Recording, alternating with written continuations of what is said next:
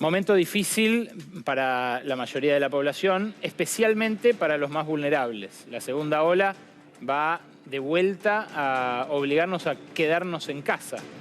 Va a volver a ser, no sé si con el énfasis que tuvo el año pasado, pero quédate en casa va a volver a ser un consejo. Hay algunos que en el medio se pueden quedar sin casa. Gervasio Muñoz es el líder de Inquilinos Agrupados. Gracias por venir, Gervasio. A vos. ¿Es así? ¿Hay cantidad de desalojos que se pueden producir ahora, en semanas, en meses? Que se están produciendo. Hay desalojos violentos, ilegales, que tienen que ver con el hostigamiento a los garantes, con el hostigamiento a los inquilinos, a las inquilinas, que finalmente deciden abandonar la casa para terminar con las amenazas, con el corte de servicios de luz, de gas, de agua.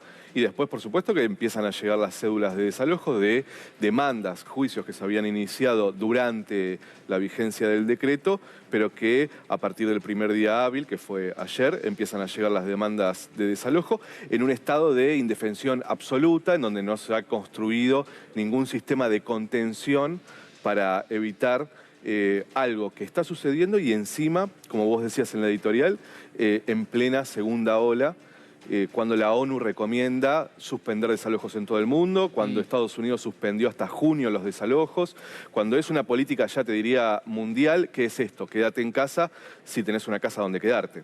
Ahí vamos, Gervasio. Quiero repasar un par de datos con Dani justamente sobre la situación que se vive específicamente en el área metropolitana, que es a donde el mercado ha impuesto condiciones más leoninas para habitar justamente, ¿no, Dani? Y las cifras que tenemos corresponden al aumento de los precios de los alquileres según los barrios de la ciudad de Buenos Aires. Estos son datos de la Dirección General de Estadísticas y Censos oficiales de la ciudad. Exactamente. El barrio que registra el mayor aumento es el barrio de Flores, uno que no está entre los más caros de la ciudad, ¿sí? El norte, la zona norte es la más cara. Flores es un barrio que dentro de todo está en la media de los alquileres porteños. Sin embargo, tuvo un aumento del 66,6%. Wow. Le siguen Montserrat.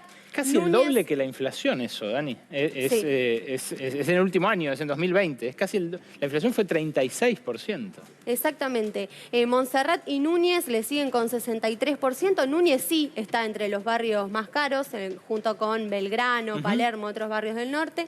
61% para Villa del Parque, San Cristóbal y Villa Urquiza. Bueno, y la lista sigue 58% en Chacarita. Impresionante. Todos los barrios, porque tenemos otra placa donde se ven otros barrios que aumentaron menos, pero que también aumentaron por encima de la inflación. ¿Lo tenés, Rodó?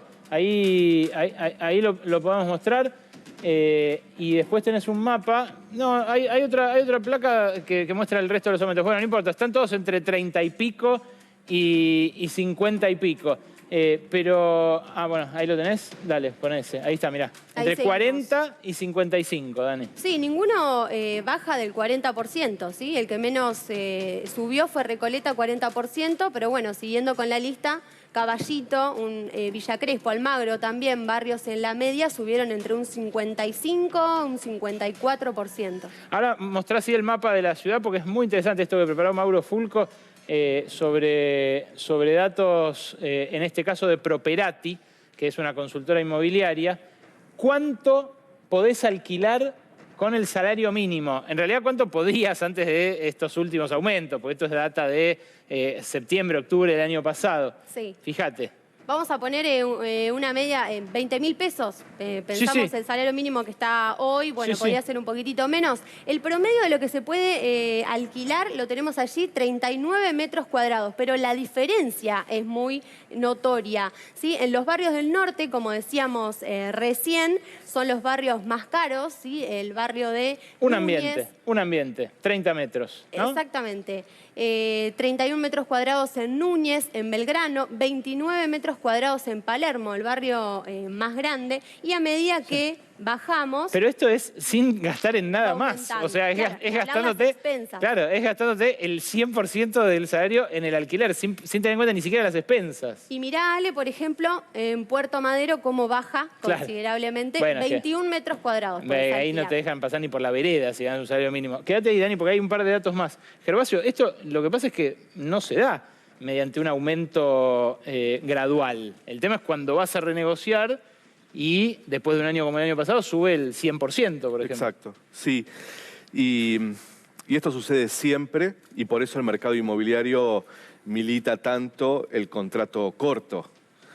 Y por eso la ley de alquileres, a pesar del incumplimiento sistemático, genera tanto odio en el mercado inmobiliario porque nosotros logramos que se extienda de 2 a 3 años. Bueno. Y estos aumentos no lo pueden hacer cada 24 meses, sino cada 36. Pero la respuesta, sobre todo al decreto, al congelamiento de precios de los alquileres, fue un golpe de mercado muy fuerte en un país que tiene unas características bastante particulares y es la vivienda dolarizada y el precio del alquiler completamente desregulado, ni hablar del precio del suelo, ¿no? Bueno, desregulado está ahí porque ahora está la ley de alquileres. Pero no regula el precio, regula la actualización. Claro, te dice, hay un alquiler que se actualiza mitad por inflación, mitad por salarios. Anualmente, exactamente. Sí, pero no el precio inicial que desde la dictadura los propietarios pueden fijar el precio que quieran al valor del alquiler. Ahora, si fijaran un precio por ley que fuera asequible para alguien que gana un salario mínimo, ¿no retirarían del alquiler los propietarios esas unidades? Yo creo que hay varias cosas.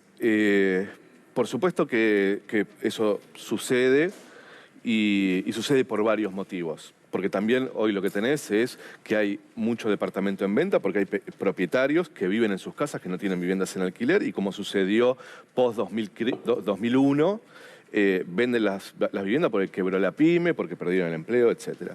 Ahora, la particularidad también es que en las grandes ciudades de Argentina no hay regulación de ningún tipo, porque vos tenés Europa que regula, o Nueva York, que regula el precio de los alquileres, pero además tiene un impuesto muy fuerte a la vivienda vacía. Nosotros no tenemos nada, no tenemos ni la regulación del precio, ni el impuesto a la vivienda vacía, ni siquiera un plan para especificar el suelo y las viviendas en Argentina. Por lo tanto, es un descontrol absoluto en donde dar un golpe de mercado es muy fácil. Dani, ¿hay algún dato más respecto de la comparación internacional, no? Sí, hay una comparación que hizo también Properati con 17 ciudades de América Latina y en este caso Buenos Aires entra en el top 4, ¿sí? Estamos entre las 4 ciudades más caras para alquilar de la región. Mirá. Este también es un estudio que tiene más de un año, es decir que puede haber cambiado, pero lo que muestra es que es un problema también que lleva años, que es un problema histórico, exactamente. ¿Cuánta gente hay involucrada en este lío, Dani? En este caso se comparó a un departamento de 2 ambientes, ¿sí? Para tener en cuenta. Y vamos a ver cómo son las cifras de los inquilinos, cuántas personas la están pasando mal con esta situación. Hay más inquilinos y menos propietarios comparando desde el año 2003 hasta el año 2020. Y acá tenemos distintas ciudades del país, también estadísticas nacionales. Mirá lo que es la ciudad de Buenos Aires. La ciudad notoriamente es la que registra el porcentaje más elevado, del 20 al 36%. Wow. Se duplicó.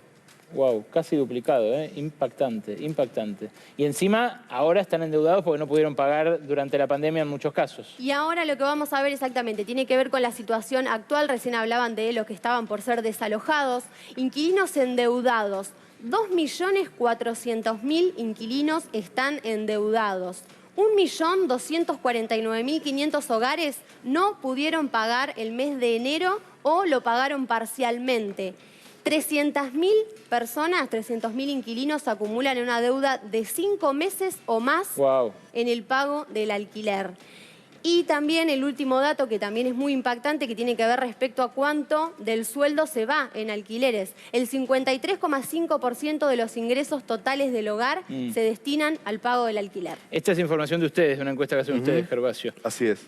Hoy hablaba con mi hermano, que es sociólogo, es urbanista, y me decía, fíjate otra cosa, en la ciudad de Buenos Aires, de los permisos de obra nuevos que hay, el 80% son para edificios de lujo o con muchísimas amenities. O sea, el mercado no está proveyendo solución a la familia de clase media que quiere tener un hijo y pasarse de un 2 ambientes a un 3 ambientes, pero no con pileta de natación y sauna, que quiere vivir simplemente. Claro, y son fundamentalmente monoambientes lo que se construye. Bueno, ahora está esto de los departamentos ya muy chicos. Y además, un dato más a eso, es que en la ciudad de Buenos Aires cuando nosotros vemos esa evolución, que se duplica la cantidad de inquilinos, que baja sustancialmente la cantidad de propietarios también en la Ciudad de Buenos Aires, es cuando se da el boom de la construcción en la Ciudad de Buenos Aires. Tanto que hay una vivienda cada 2 personas en la Ciudad de Buenos Aires. Esta lógica de la oferta y demanda del mercado inmobiliario... O sea, hay muchas vacías. Hay muchas vacías, hay muchas de alta gama, ¿sí? Porque la vivienda en Argentina, después de la dolarización, de la desregulación absoluta, se ha convertido en un negocio de una élite. En donde nosotros lo que planteamos es, por supuesto, que no se podía salir del decreto sin un plan de contención, sin un plan de desendeudamiento. ¿No sirve esto que propone el ministro Ferraresi de un observatorio para evitar los desalojos? No existe, además. Es un plan a futuro. Lo que confirma este protocolo es que tomaron la decisión de salir del decreto sin conocer la situación de los inquilinos y de las inquilinas en Argentina. Porque en realidad tendrían que haber pedido la información antes de tomar la decisión. En el 2020, en solo 45 días, se iniciaron tantas demandas de desalojo como la mitad de todo el 2019, solo en la Ciudad de Buenos Aires. Wow. Entonces, estamos hablando de una situación muy grave, de desalojos masivos, sin un plan del gobierno y además con un techo muy bajo de discusión, en donde lo único que se discute es el sueño de la casa propia, cuando las familias no tienen para pagar el alquiler. Es muy impactante esto que acabas de decir. Mirá, me dijeron hoy una amiga que trabaja en el CELS, ¿Sí? El Centro de Estudios Legales y Sociales, que aún cuando abrieron a fines de agosto la justicia, el registro... Agosto-septiembre fue. ¡Qué bárbaro! Se dieron la casi mitad de demandas... Pero en 2 meses que en todo el año anterior. Exactamente. O sea, los desalojos están por venir. Y eso lo sabíamos nosotros, junto con el CELS, pero no, esa información no la había pedido el Ministerio de Nación. Por lo tanto, lo que preocupa, además en una situación general, en donde vos tenés situación en Villa, tenés Tomás, tenés hasta el hipotecado UBA, pasando por los inquilinos, que son 9 millones en Argentina, y que sube, cada vez hay más inquilinos. Lo único que se dice sobre el acceso a la vivienda en Argentina es el sueño de la casa propia. Y no se discute las reglas de juego cuando el mundo está discutiendo reglas de juego. Londres, Nueva York, todo el mundo tienen casas que hace el Estado justamente para esta para ponerlas en alquiler, públicas en alquiler, pero no solo eso, regula el valor.